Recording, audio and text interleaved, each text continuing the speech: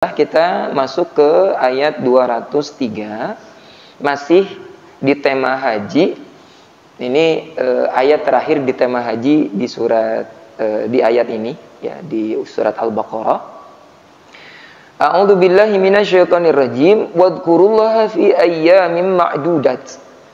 Ya, jadi setelah kemarin dalam segi fikihnya itu ada kegiatan wukuf di Arafah, maka kemudian nanti ada 2 atau 3 hari bermalam di Mina. Terus kemudian rangkaiannya melakukan ibadah sa'i. Nah, ibadah sa'i terus apa lagi, Pak? Melempar jamarat, jumrah kalau kita mah, ya, gitu. Umumnya seperti itu. Terus kemudian tawaf ifadah, tawaf ibadah. Nah, kemudian nanti tahallul. Ya, saya harapkan fikihnya juga belajar ini. Ini kan bab lagi tafsirnya. Fikih haji urutannya Pak Agus. Fikih haji dan umroh. Ini kita belum praktek, ya. Sempat ada kemarin wacana mau pakai ihram gitu, ya. Ini harus iya, pakai ketika berniat ketika mikot dan seterusnya, diawali seperti itu. Tapi memang harus diselesaikan itu fikihnya, jangan minimal sebelum berangkat tahu dulu urutannya. Oh, haji itu urutannya begini, rukunnya ini, yang tidak boleh dilanggar ini, sampai kita menyiapkan diri untuk bisa, ya, dipantaskan oleh Allah untuk berangkat haji.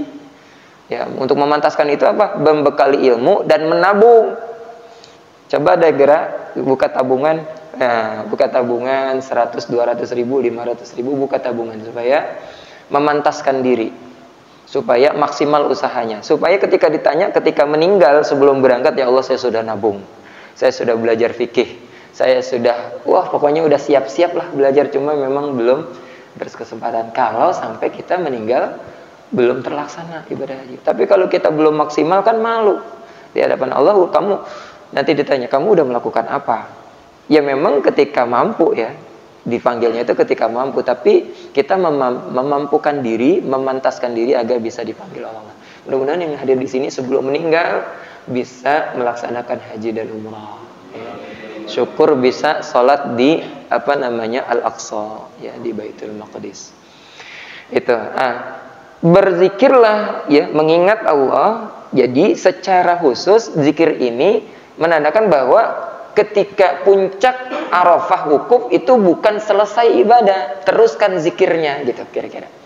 Secara umum artinya apa? Artinya zikir itu harus berkelanjutan, ya. Makanya dalam banyak ayat itu wadhkurullah tadi di surat Al-Jumu'ah, ini juga termasuk wadhkurullah. Bagi orang-orang yang beriman, panggilan zikir itu adalah panggilan untuk mengingat Allah, baik asma Allah maupun kebesaran-kebesarannya, sifat-sifatnya.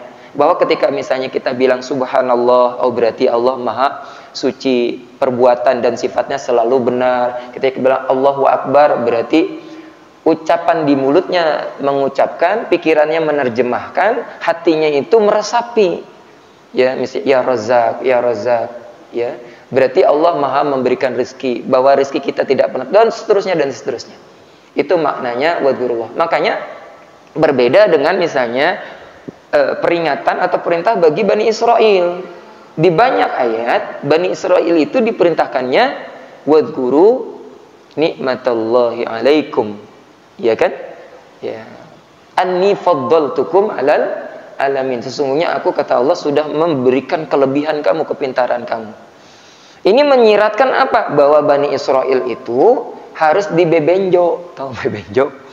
Ya, untuk mengingat Allah. Jadi level mengingat Allah tanpa tendensi, tanpa niatan, tanpa kepentingan apapun, ya, termasuk misalnya berzikir dengan ada kemajuan usaha, walaupun boleh, tapi itu tingkatan yang awal. Kalau tingkatannya udah meningkat, wadhkurullah itu mengingat asma Allah, mengingat sifat-sifat Allah, otomatis mengingat nikmat Allah, gitu.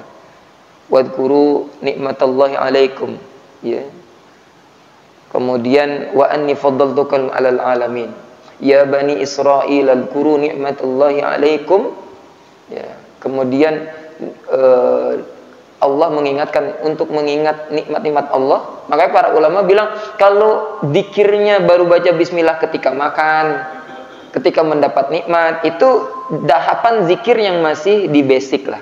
Sudah bagus, tapi itu masih ada kepentingan. Bahkan lebih parah lagi kalau lagi makan nggak zikir. Ya ini lebih parah lagi. Itu nikmat Allah luar biasa, dapat sehatnya, dapat nikmatnya. Kita bekerja digaji, berapa banyak orang nggak gajian, kerja tapi nggak gajian karena ada hutang piutang, ya, karena ada terzolimi oleh atasannya atau perusahaannya pailit, itu luar biasa. Jadi kalau sampai kita ketika makan mendapatkan gaji, menarik uang, maka bismillah, alhamdulillah ya Allah. Pagi-pagi tanggal 25 ya, subuh-subuh narik uang, bismillah, alhamdulillah ya Allah, masih gajian, masih ada sisa, masih bisa menghidupi anak istri, masih bisa membayar pendidikan, masih bisa menabung mungkin, masih bisa bersedekah, luar biasa.